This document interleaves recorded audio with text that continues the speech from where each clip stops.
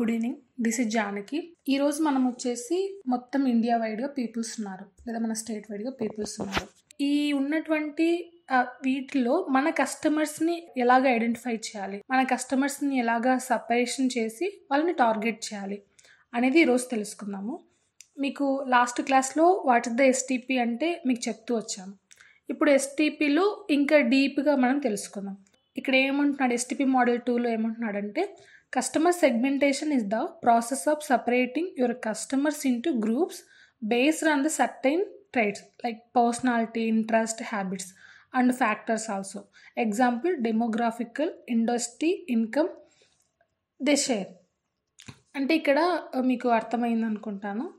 ఇక్కడ ఉన్నటువంటి పీపుల్స్లో ఉన్నటువంటి గ్రూప్లో వాళ్ళ పర్సనాలిటీని బట్టి, ఇంట్రెస్ట్ని బట్టి, హ్యాబిట్స్ని బట్టి, వాళ్ళు ఉండే ప్లేస్ని బట్టి కూడా, వాళ్ళ ఇన్కమ్ని బట్టి కూడా మన కస్టమర్స్ని సపరేట్ చేయొచ్చు. ఎలా సపరేషన్ చేయాలి కింద చూసినట్లయితే, ఇక్కడ డెమోగ్రాఫికల్గా, జియోగ్రాఫిక్, సైకోగ్రాఫిక్ ఉంది. ఇక్కడ డెమోగ్రాఫికల్గా మనం చూసినట్లయితే ఏజ్, వాళ్ళ యొక్క ఏజ్ని బట్టి, జెండర్ని బట్టి, ఇన్కమ్, ఎడ్యుకేషన్ అండ్ మ్యారిటల్ స్టేటస్ని బట్టి కూడా మనం కస్టమర్స్ని టార్గెట్ చేయొచ్చు. ఎగ్జాంపుల్ ఒకటి చెప్తాను. ఏజ్ని బట్టి మనం ఎలాగ టార్గెట్ చేయొచ్చు అంటే, ఏజ్ని బట్టి, జెండర్ని బట్టి. ఇప్పుడు ఒక జ్యువెలరీ ప్రోడక్ట్ ఉంది, లేదా ఒక క్రీమ్ ప్రోడక్ట్ ఉంది. ఎంగేజ్లో ఉన్నటువంటి 16 to 25 ఆ మధ్యలో ఉన్నటువంటి ఈ గర్ల్స్ చాలా స్టైలిష్ జ్యువెలరీ వాడతారు. జెండర్ అంటే ఫీమేల్ ఇక్కడ. సో ఫీమేల్ 16 to 25 ఏజ్లో ఉన్న ఈ గర్ల్స్ వాడే జ్యువెలరీ. ఇప్పుడు నేను జ్యువెలరీ సేల్ చేస్తున్నాను. ఆ జ్యువెలరీని నేను సపరేట్ చేసి వీళ్ళకు అనుగుణంగా ఉండే జ్యువెలరీ నా దగ్గర ఉంది అనుకో, ఈ టైప్ ఆఫ్ కస్టమర్స్ని ఇలాగ వాళ్ళ యొక్క జెండర్ని బట్టి, ఏజ్ని బట్టి టార్గెట్ చేస్తాను. ఇన్కమ్ బేస్డ్ ఇమిటేషన్ జ్యువెలరీ అనేది అరౌండ్ 150 to లేదా 100 to ఒక 600 లోపు లేదా 1000 లోపు ప్రోడక్ట్ ప్రైస్ మనము పెట్టినామనుకోండి. సో అందరూ కూడా అది అందుబాటులో ఉంటుంది కాబట్టి కొనగలుగుతారు. అది ఇప్పుడు 92.5 సిల్వర్ ఉంది, ప్యూర్ సిల్వర్, ప్యూర్ గోల్డ్ ఉంది. అది జాబ్ చేసే వాళ్ళు, ప్రాపర్ ఇన్కమ్ ఉన్న వాళ్ళు మాత్రమే ఆ జ్యువెలరీని కొనగలరు. ఇలాగ నేను ఎగ్జాంపుల్ జ్యువెలరీ ప్రోడక్ట్ చెప్తున్నాను.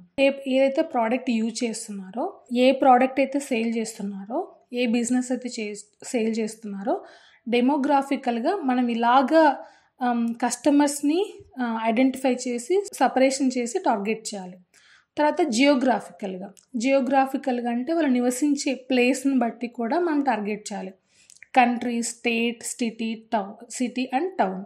ఎందుకు కంట్రీ, స్టేట్, మళ్ళీ సిటీ, టౌన్ ఎందుకు చెప్తున్నా అంటే, మీరు చూసి మీకు ఆల్రెడీ తెలిసే ఉంటుంది.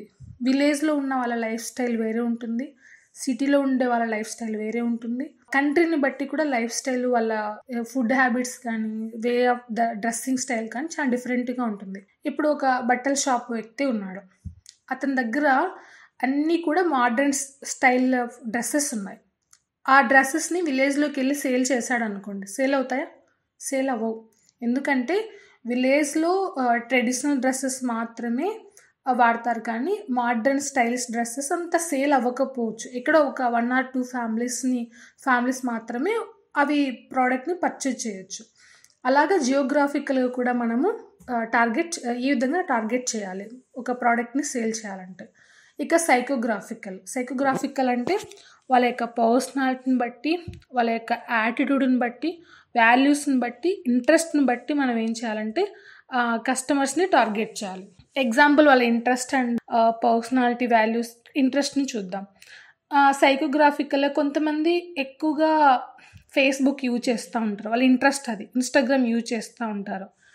సో ఇప్పుడు మన ప్రోడక్ట్కి మార్కెటింగ్ అనేది ఓన్లీ ఫేస్బుక్ ద్వారా మాత్రమే మార్కెట్ చేస్తున్నాం అనుకోండి, ఆ పర్సన్ని ఫేస్బుక్ వాడడం ఇష్టం లేదు, ఇన్స్టాగ్రామ్ మాత్రమే వాడుతున్నారు. అప్పుడు ఈ ఇన్స్టాగ్రామ్ వాడి కస్టమర్ని మనం మిస్ అయినట్టే కదా. అంటే వాళ్ళ ఇంట్రెస్ట్ని బట్టి కూడా, వాళ్ళ యొక్క పర్సనాలిటీ, వాళ్ళ యొక్క వాల్యూస్ని బట్టి, వాళ్ళ యొక్క సైకోగ్రాఫికల్గా మనము కస్టమర్స్ని టార్గెట్ చేసి మన ప్రోడక్ట్ని సేల్ చేయాలి. ఇక నెక్స్ట్ వచ్చేసి టెక్నోగ్రాఫిక్ అంటే మొబైల్ వచ్చేసి అందరు యూజ్ చేస్తున్నారు. మీరు ఒకప్పుడు, నేను ఆల్రెడీ మీకు ఓల్డ్ డేస్లో మార్కెటింగ్ అనేది టీవీ ఛానల్ ద్వారా కూడా, రేడియో పరంగా కూడా చేసేవాళ్ళు. కొంతమంది ఇంట్లో రేడియో మాత్రమే ఉండేది, కాబట్టి రేడియో ద్వారా కూడా మార్కెటింగ్ చేసేవాళ్ళు, అంటే పాత రోజుల్లో. కొంతమంది ఇంట్లో మాత్రమే పాత రోజుల్లో టీవీ ఉండేది, సో టీవీలో కూడా అడ్వర్టైజ్మెంట్ స్టార్ట్ చేశారు. కానీ ఇప్పుడు మనం చూసినట్లయితే టెక్నికల్గా చాలామంది మొబైల్ యూజ్ చేస్తూ ఉంటారు.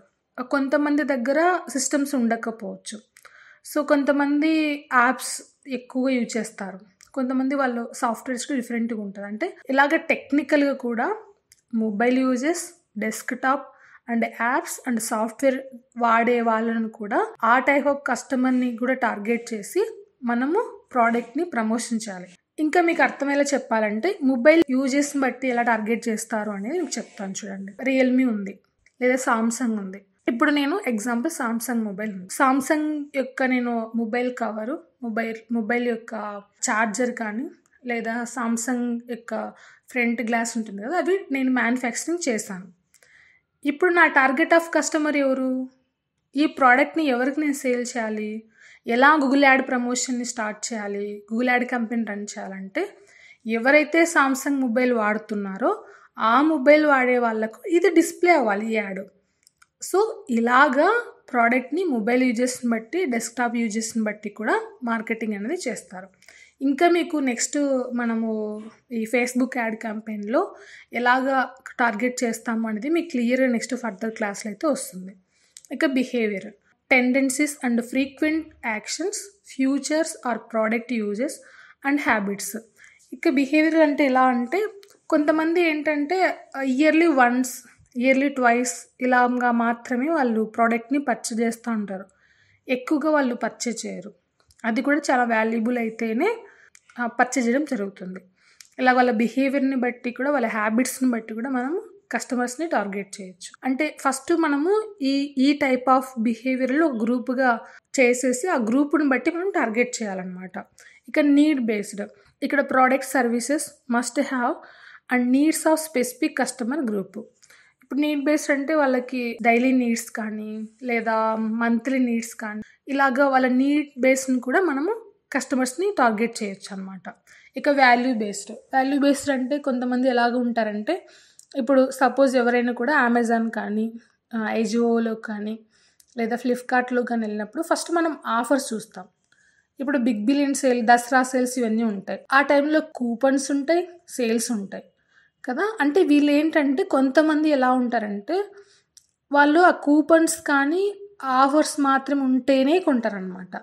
అంటే ఎందుకు మనకి బిగ్ బిలియన్ సేల్స్ కానీ, తర్వాత దసరా సేల్స్ అని, ఇంకా డిఫరెంట్ ఆఫ్ సేల్స్ ఎందుకు రన్ చేస్తారు, ఆ టైంలో ఆఫర్ డిస్కౌంట్ పెడతారంటే ఈ టైప్ ఆఫ్ గ్రూప్ని టార్గెట్ చేయడానికి అనమాట. ఇది కంప్లీట్గా మనము ఎస్టీపీ మన ప్రోడక్ట్ని సెగ్మెంటేషన్, టార్గెటింగ్ అండ్ పొజిషన్ ఇచ్చుకోవాలి. మన యొక్క కస్టమర్స్ని ఐడెంటిఫై చేసి మన ప్రోడక్ట్ని ఎలాగ సేల్ చేయాలి అన్నది ఇది కంప్లీట్ ఎస్టీపీ సెగ్మెంటేషన్ గురించి. సో ఐ హోప్ మీకు అర్థమైందని నేనైతే బిలీవ్ చేస్తున్నాను. మీరు కమ్యూనిటీ ట్యాబ్లోకి వెళ్ళి అక్కడ చూస్తే కొన్ని క్వశ్చన్స్ ఉంటాయి, కొన్ని మల్టిపుల్ చాయిస్ క్వశ్చన్స్ కూడా ఉంటాయి అక్కడ. వాటికి మీరు ఆన్సర్ చేయండి. ఒక్క క్వశ్చన్కి మీరు ఆన్సర్ రాయడానికి 2 to 3 minutes అంతకంటే ఎక్కువ పట్టాలి. సో ఆ క్వశ్చన్కి మీరు ఆన్సర్ వచ్చినప్పుడు ఈజీగా సబ్జెక్ట్ అనేది మీకు బ్రెయిన్లో స్టోర్ అవుతూ ఉంటుంది. మీకు ఒక అవేర్నెస్ కూడా, డిజిటల్ మార్కెటింగ్ మీద కొంత అవేర్నెస్ కూడా ఉంటుంది. మీరు కమ్యూనిటీ ట్యాబ్కి వెళ్ళి కంపల్సరీగా అక్కడ ఉన్న క్వశ్చన్స్కి ఆన్సర్ చేయండి. Thank you for watching.